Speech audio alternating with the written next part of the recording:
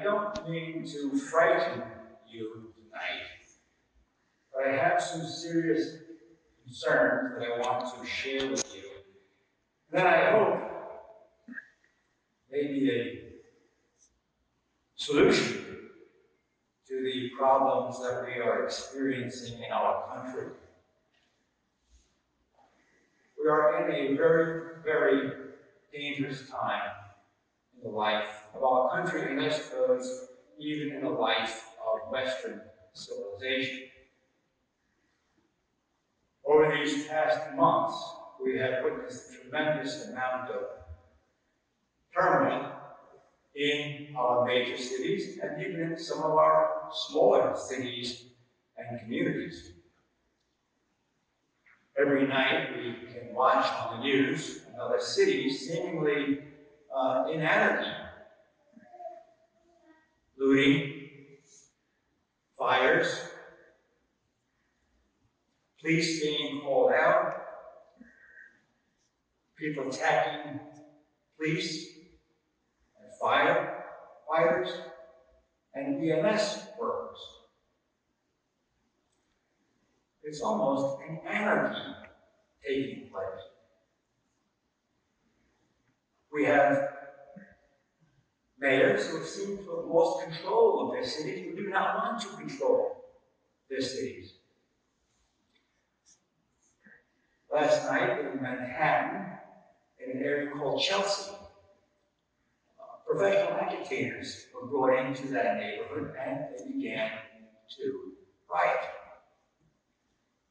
This morning, someone sent me pictures of Times Square. Some of you may remember, under Mayors Giuliani and Bloomberg, it was absolutely beautiful. It now looks like a wasteland, and there's litter all over the place. And that's true for most parts of the city. Garbage is everywhere. And that's true for many of the major cities in our country today. They are unsafe. They are unsettled. It almost seems like some people are enjoying what's going on. Many say that a lot of this is inspired by communists. Maybe. Some say it's a socialist revolution. We have to begin to level things in order to rebuild things. And basically what they're saying is that our American system of government has to come down. We've seen property destroyed. We've seen businesses closed. And we've seen people saying things and doing things which in the past were unimaginable, and yet they're happening today. We even have politicians who are warning us that there might not be a peaceful turnover of the presidential office if the president wins again or loses again. We have never heard anything quite like this, except maybe during the Civil War. Maybe. We have politicians saying, don't concede. Don't concede an election. This is not the America I grew up in. We also have a pandemic or an epidemic. And even the epidemic and pandemic, it's the most political disease I've ever come in contact with. You can hear people on both sides arguing about what to do and what not to do. But what has it done? It's separated the American people. Not only are they arguing with each other, different sides, whether or not you accept Dr. Fauci's science or you accept somebody else's science, whether you believe in masks or you don't believe in masks, we have caused disruption in our society and the separation from one another. Masks kind of hide ourselves from each other. We can't see each other's face. You know how dependent we are looking at someone's face. But it's the rule. It's the rule. We try to abide by the rules. We do that here in St. Agnes, true. True. We abide by the rules. We have social distancing. People are almost afraid of each other now. You see somebody walking down the street, and somebody else who's on the other side of the street. In classrooms, children now have plexiglass barriers between the desks. People are staying in their houses because they're afraid. People tell me sometimes, I only go out shopping and that's it. I don't want to touch anybody. I'm afraid. Or they'll say to me, it's been a long time since we've been out. I haven't seen my family. I haven't seen my grandchildren. And some people believe that Zoom could make that a little better. It can't. Personal relationship, personal presence, and the human touch and the human smile can never be replaced by Zoom. What's this all leading to? It seems that society is deteriorating. It seems like we've broken down our social network, our social fabric. People are angry, they're frightened, they're scared.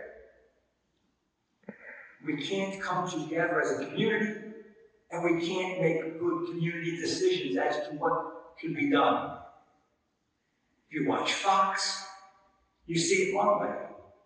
If you watch CNN, you see it another way.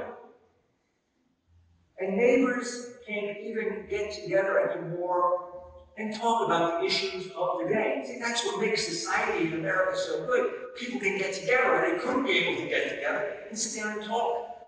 Let's hash things out. Get together at the community center, at a club. This morning I was at the Veterans of Foreign Wars Post for breakfast.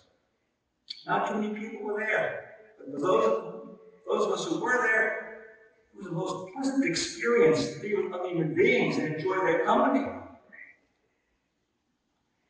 We're even afraid to walk into a restaurant. We have enough space between each other. When do I have to wear the mask? When I get to the door? When I sit down? What do I do? Even those places that we enjoy for camaraderie, for a laugh, even a bar, how about that? Sit down and have a drink. It's lost. And so you have a nation that is fraying. You have a nation that's fraying. You have cities unsafe. You have people who are being abused in the places where they live. Businesses are closed. I was speaking with my brother earlier today. He said the restaurants in New York are still closed. They can eat outside.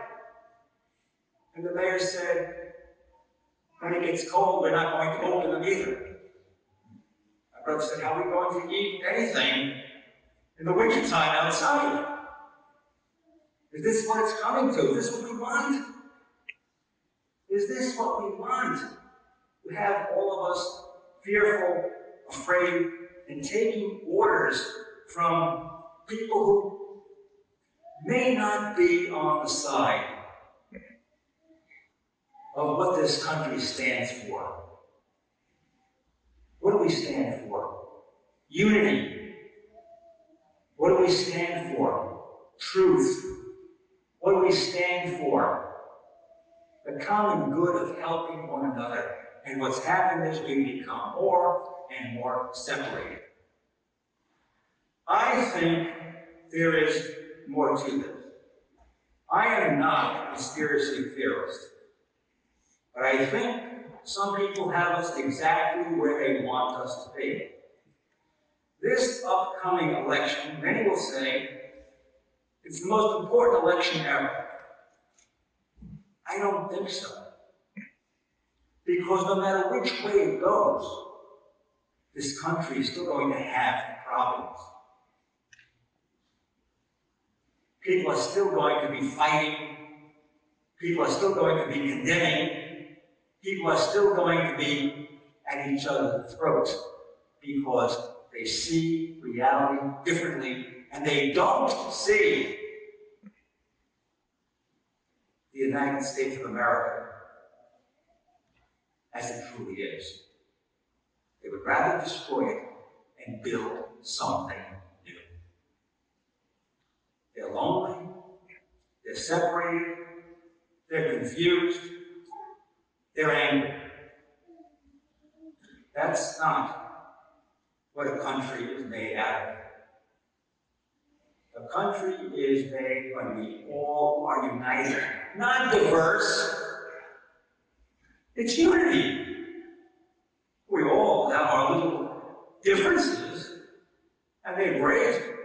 I love going to an Italian restaurant, a Chinese restaurant, French restaurant. That's wonderful. But we're all Americans, and that's what's being lost. And I'm afraid, if this continues, that we can lose our country. You have to be concerned about that. I said there is a solution.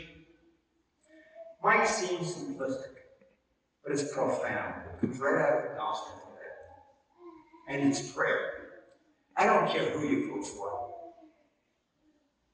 It's not going to be much better unless God intervenes and makes things right for us. Prayer. You remember, in 1917, Our Lady of Fatima came, and she told the children that we have to pray to end the tyranny of atheistic communism in Russia. She told us to pray the rosary. I encourage you to pray the rosary.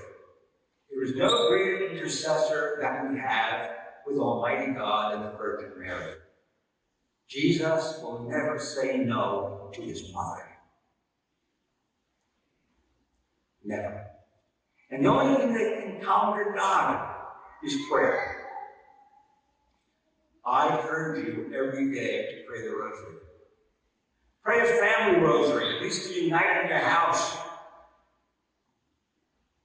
Go on Zoom, have a teleconference, and invite your friends to pray the rosary. Meet your neighbors outside. Stay 10 feet apart, whatever it is, and pray the rosary together. I am telling you, prayer is all we have left. I hope I'm not standing here in January talking about the chaos in our country and talking about what's happened to people in the highest offices in the land who will be proclaiming victory for themselves, both sides, will be claiming that the votes weren't counted right. And in the meantime, all of us will continue to suffer more than we are today. Pray the rosary. God love you.